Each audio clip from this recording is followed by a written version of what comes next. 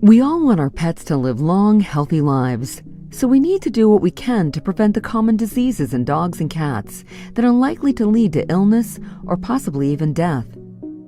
For example, heartworm disease is an important cardiovascular disease of dogs and cats caused by a parasite known as Dirofilaria immitis.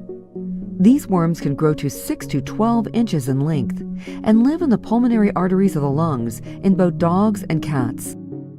They are transmitted between pets through the bite of the mosquito.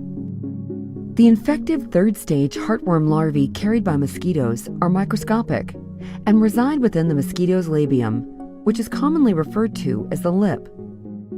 When a mosquito feeds and its stylet is inserted through the skin, the labium bends, releasing a pool of a blood-like fluid called hemolymph that contains infective larvae onto the skin. When feeding is completed and the stylet is removed, the infective third-stage larvae can enter the wound and migrate into the subcutaneous tissues beneath the skin. During the following 3 to 12 days, the third-stage larvae molt to become fourth-stage larvae. Over the ensuing 50 to 70 days, these larvae undergo their final molt in the subcutaneous tissues and muscles to become immature adult heartworms. The immature adult worms leave these tissues and find their way into the small arteries in the lungs. At this time, the thread-like worms are about 1 to 1.5 inches in length. By 120 days after infection, all immature adult worms have moved to the small vessels of the lungs. As the young heartworms mature, they increase in size to between 6 and 12 inches in length. By 6 months of age, many of the adult worms will begin to reproduce, releasing embryonic larvae called microfilaria into the bloodstream. These microfilaria are microscopic, allowing them to be pumped through the lungs, back to the left side of the heart, and then into the general circulation. When another mosquito bites the infected pet, the microfilaria are ingested along with the blood meal. Once inside the mosquito, the microfilaria transition to first-stage larvae, then molt to the second, and eventually third-stage larvae. The third-stage larvae ultimately migrate to the mosquito's labium, and the parasite's life cycle is completed. The mosquito can now bite and infect another animal. In an infected dog, disease begins to occur shortly after immature worms first enter the pulmonary arteries.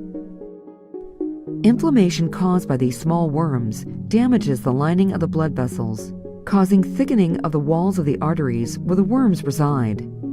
As the worms grow to their mature size, they no longer fit in the small vessels and are forced to move back into the larger branches of the pulmonary arteries, where the inflammatory response continues.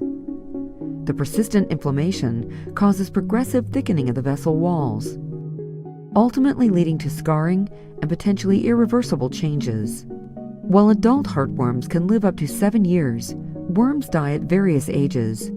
As they do, dead worms collapse and are forced by the blood flow into the smaller arteries. When this occurs, blood coagulation is activated, resulting in clot formation. This, in addition to the dead worm, often causes complete occlusion or blockage of the artery. The lung tissue surrounding these occluded vessels also becomes inflamed and severely diseased.